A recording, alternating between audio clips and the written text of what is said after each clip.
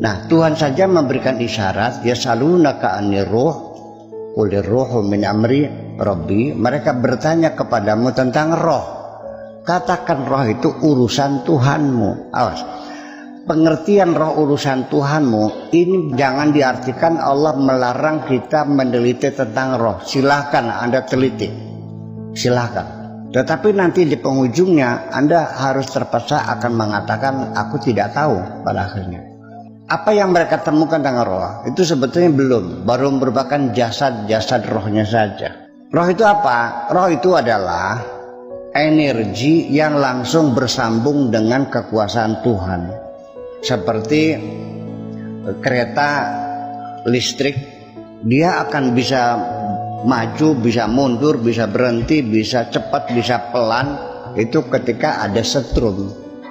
Kalau setrumnya putus, seseorang itu mati karena rohnya meninggalkan jasadnya. Ya kan begitu. Dan roh itu tidak mati, karena energi itu tidak mati, energi Tuhan itu. Makanya Allah mengatakan wa idza sawaituhu wa nafakhtu fihi mir ruhi. Ketika manusia itu sudah kuciptakan sempurna, lalu kutiupkan, wa nafakhtu, kutiupkan, fihi, di dalamnya, mir ruhi, dari rohku. Jadi artinya bahwa tetap kita tidak akan bisa melihat, mendefinisikan roh itu. Kalau kita katakan secara definisi demonstratif, definisi boleh, atau dalam bahasa Arab namanya al-had bir-rasm. Katakan saja roh itu adalah inti kehidupan, boleh. Jadi yang hidup itu adalah roh. Kemudian ada lagi perasaan, ingatan, memori, ada hati, ada akal dan pikiran. Ini semuanya berkolaborasi semuanya itu. Jadi nanti kecerdasan, ada kecerdasan IQ, intelligent question, ada EQ, emotional question, ada SQ, spiritual question. Nanti otak itu ada otak kanan, ada otak kiri, ada otak tengah, ada otak depan, ada otak belakang, macam-macam lah. Sampai sel-sel otak itu sampai sekitar 15 miliar sel dalam otak kita ini, dan saling berkomunikasi. Itu semuanya cara kerja otak kita seperti apa, masih dalam penelitian semuanya. Nah, tetapi nanti pada akhirnya bahwa nafsu itu adalah tentu jaringannya melalui ada otot, ya, ada otot lurik, ada otot angkat, ada otot bebas dan sebagainya, dengan semua saraf jaringannya. Itu semuanya terkendali di otak kita ini semuanya ini. Birah itu muncul kapan? Laki-laki dari mata, sensitivitas laki-laki di mata.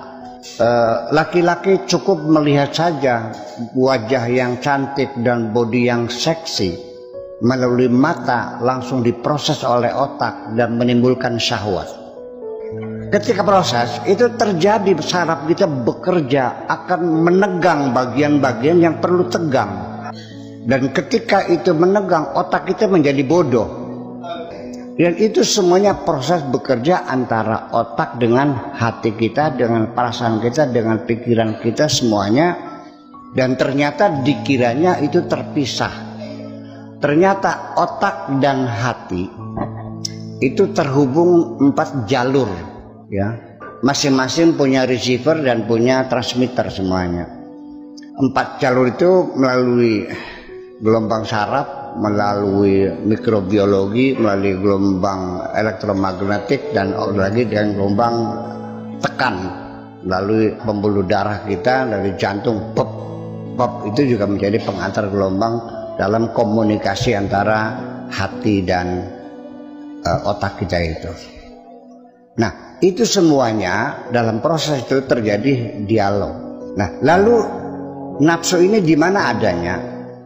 Berkolaborasi dengan hati, dengan perasaan, dengan memori, dengan otak, segala macam. Nah, ini makanya wa ma ubarri'u nafsi inna nafsa la ammaratum bisu. bahwa saya tidak bisa melepaskan nafsu saya, selalu ikut dengan saya, dan saya tidak bisa melawan nafsu saya, terus menggoda saya.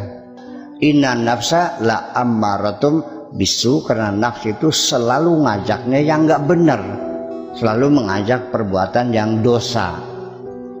Tetapi di sini ada tambahan illa ma rahima rabbi, kecuali orang yang disayang oleh Allah.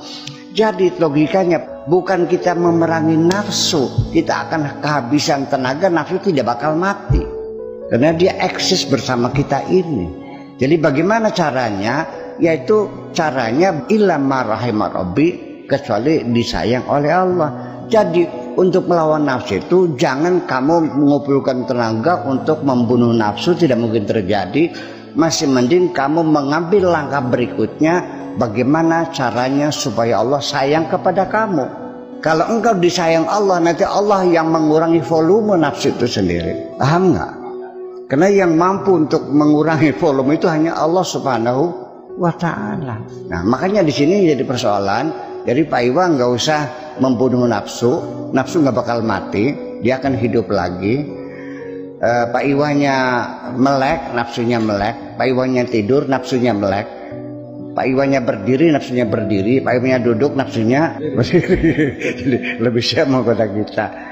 Dan oleh karena itu dan juga kita harus mencegah jangan sampai dibiarkan si setan itu berkolaborasi dengan nafsu kita. Ini kan ada persekutuan antara nafsu dengan setan itu, bersama-sama menggoda kita. Nah, ketika setan itu menggoda kita berkolaborasi dengan nafsu, maka di situ kita tidak sadar ini godaan setan. Kamu merasakan inilah tuntutan biologi saya, ini tuntutan keinginan saya, ini harapan saya dan cita-cita saya.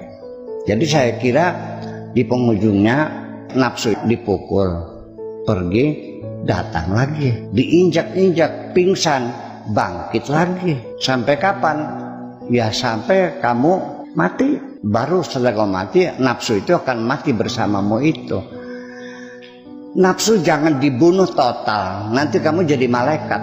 Bedanya malaikat sendiri juga iri hati melihat manusia. Enak banget manusia ya, bisa menikmati gitu kan bisa. Ternyata setelah diuji itu malaikat namanya Harut dan Marut, ternyata nggak kuat juga. Itu makanya. Nah, dengan ujian nafsu inilah, disinilah satu batu uji manusia, stikiat ya, tolok ukur manusia. Karena manusia punya nafsu, maka manusia itu ketika dia berbuat kebaikan, maka dia lebih mulia dari malaikat. Karena dia membawa beban nafsu, beban jasad dan sebagainya. Tetapi ketika manusia berbuat jahat, mereka lebih hina daripada binatang, karena dia merendahkan roh yang mulia yang ada di dalam jasadnya menjadi rendah seperti binatang, maka lebih jahat dari binatang. Makanya Allah mengatakan ulaika kal anami balhum adallu. Mereka seperti binatang, bahkan lebih elek, lebih jelek daripada binatang. Jadi berterima kasihlah kepada Allah kita diberi nafsu. Kita aja terima kasih.